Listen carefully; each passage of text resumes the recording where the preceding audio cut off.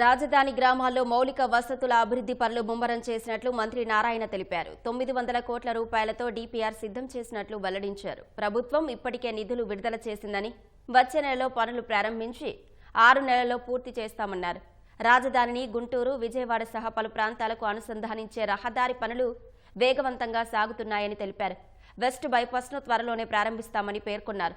కరకట్టకు సమాంతరంగా సిఆర్డీఏ రోడ్డును మంగళగిరి రోడ్డుకు అనుసంధానిస్తామని వెల్లడించారు. రాజధాని పనుల పురోగతికి సంబంధించి మరిన్ని వివరాలపై మంత్రి నారాయణతో మా ప్రతినిధి వెంకటరమణ ముఖాముఖి. రాజధాని ప్రాంతంలోని గ్రామాల్లో మౌలిక వసతుల కల్పనపై రాష్ట్ర ప్రభుత్వం ప్రత్యేకంగా చర్యలు తీసుకుంటుంది.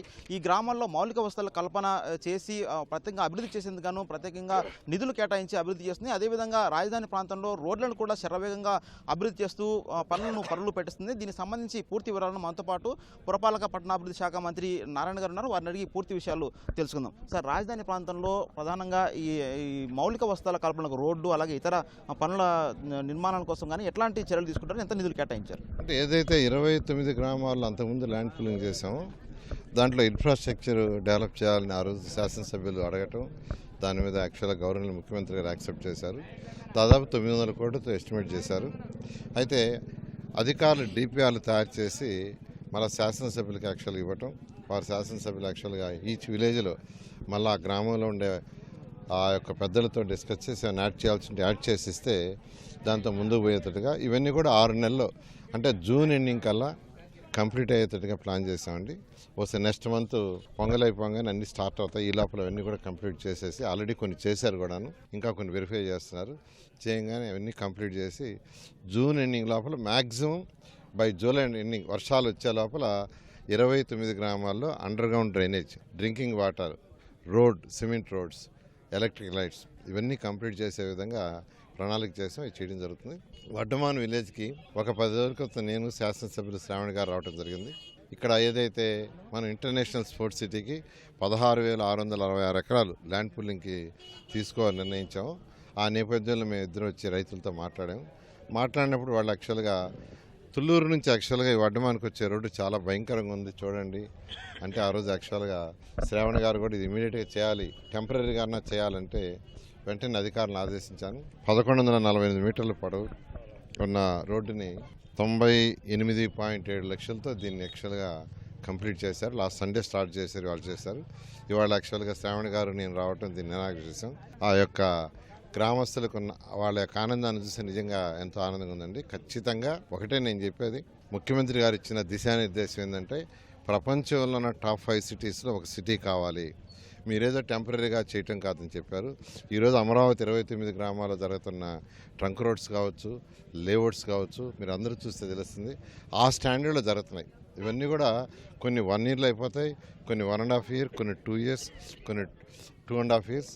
ఐకానిక్ మోమెంట్స్ మాత్రం 3 ఇయర్స్లో కంప్లీట్ చేసి రాష్ట్ర ప్రజలకు ఏదైతే మాట ఇచ్చామో అది ఖచ్చితంగా ఈ ప్రభుత్వం నెరవేరుస్తుంది. సార్, ప్రధానంగా విజయవాడకు రాజధాని అనుసంధానించేటువంటి కరకట్ట రోడ్డు, సిఆర్డీఏ రోడ్డు ఎప్పటిలోగా పూర్తి అయ్యే అవకాశం ఉంది? దీని పనులు ఎలా జరుగుతున్నాయి? అంటే సీడ్ యాక్సిస్ రోడ్డు యాక్చువల్గా వర్క్ వేగవంతంగా జరుగుతుంది. అది మంగళగిరికి ఎక్కేదానికి యాక్చువల్గా స్టీల్ బ్రిడ్జ్ వర్క్ జరుగుతుంది. వాడు మార్నింగ్ కూడా నేను పోయి చూసి ఇచ్చాను. యాక్చువల్గాను ఇంక 24 ఫైల్స్ వేయాలి, మిగతా ఫైల్స్ అన్ని కంప్లీట్ అయినాయి. అది కూడా జనవరి ఎండింగ్ కంప్లీట్ అయ్యి ఫిబ్రవరిలో దాన్ని ఇనాగ్రేషన్ చేయడం జరుగుతుంది. అది వచ్చిన తర్వాత పబ్లిక్ అంతా ఆ రోడ్లో వస్తారు కాబట్టి వెంటనే కరకట్ట రోడ్డు కూడా తీసుకొని దాన్ని కూడా కంప్లీట్ చేయడం జరుగుతుంది. గుంటూరు, ఈ మంగళగిరి ప్రాంతాలకు కనెక్ట్ చేసేటువంటి బైపాస్ ఎప్పటికి పూర్తి అవుతుంది? ఎప్పటికీ దాన్ని అందుబాటులో తీసుకొచ్చారు? ఎట్లా పనులు జరుగుతున్నాయి? వెస్టర్న్ బైపాస్ ఆల్మోస్ట్ అయిపోయిందండి. నేను మొన్న కూడా విజిట్ చేశాను.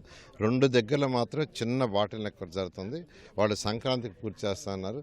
సంక్రాంతికి అయిపోతే ఆ రోడ్డు వచ్చేస్తుంది. జనవరి ఎండింగ్ లోపల సీడ్ యాక్సిస్ రోడ్డు కూడా మంగళగిరి రోడ్డు మీద ఎక్కుతుంది.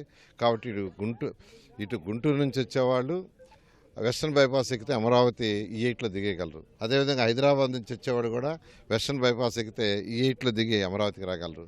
అదేవిధంగా విజయవాడ నుంచి వచ్చేవాళ్ళు ఎవరంటే మంగళగిరి రోడ్డు మీద ఎక్కి దాంట్లో నుంచి యాక్చువల్గా స్టీల్ బ్రిడ్జ్ మీద వస్తే సీడ్ యాక్సిస్ ద్వారా ఆ విధంగా యాక్చువల్గా ఎటువంటి ఇబ్బంది లేకుండా చేయడం జరుగుతుంది. హెచ్ఓడి టవర్స్ నిర్మాణం కూడా ప్రారంభించారు. సో పనులు ఎలా జరుగుతున్నాయి? దాని ప్రత్యేకతలు అంటే ఎప్పటిలో పూర్తి అవుతుంది? ఇవన్నీ హై టవర్స్ అండి. 48 అంతస్తులు, 42 అంతస్తులు. దాని వర్క్ కూడా ఎంతో వేగవంతంగా జరిగింది. Norman fast and partners London వాళ్ళు ఇచ్చిన డిజైను, ఆ డిజైన్ ప్రకారం ఏదైతే 2014-19 డిజైన్ దాని ప్రకారం వర్క్స్ అన్ని టేకప్ చేసి ఎంతో వేగవంతంగా జరుగుతుంది. అయితే అవి మాత్రం 3 years పడుతుంది. అమరావతిలో వాజ్పేయి గారి విగ్రహాన్ని నెలకొల్పుతున్నారు, ప్రారంభిస్తున్నారు. సో ఉద్దేశం ఏంటి, ఎట్లా ఎప్పుడు ప్రారంభించబోతున్నారు? రిఫార్మ్స్ చేయడంలో ఈరోజు రోడ్స్ ఇలా ఉన్నాయంటే కారణం ఏంటంటే నేషనల్ హైవే ఆయన తీసుకొచ్చిన రిఫార్మ్సే. టెలిఫోన్ ఈరోజు అందరూ సెల్ పట్టుకొని చేస్తున్నామంటే ఆయన తీసుకొచ్చిన రిఫార్మ్సే.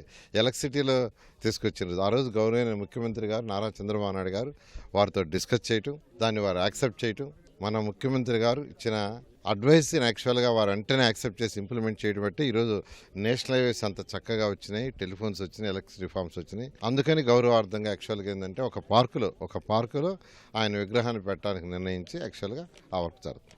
అది 25వ తేదీ వాళ్ళు యాక్చువల్గా దాన్ని ఫిక్స్ చేశారు, 25 జరుగుతుంది. సో మొత్తంగా రాజధాని వ్యాప్తంగా ఉన్నటువంటి అన్ని గ్రామాలను కూడా మౌలిక వసతుల కల్పనను తొందరగా పూర్తి చేసి గ్రామాల్లో అన్ని రకాల సదుపాయాలు కల్పించడం లక్ష్యంగా ప్రత్యేకించి చర్యలు తీసుకుంటున్నట్టుగా మంత్రి నారాయణ చెబుతున్నారు.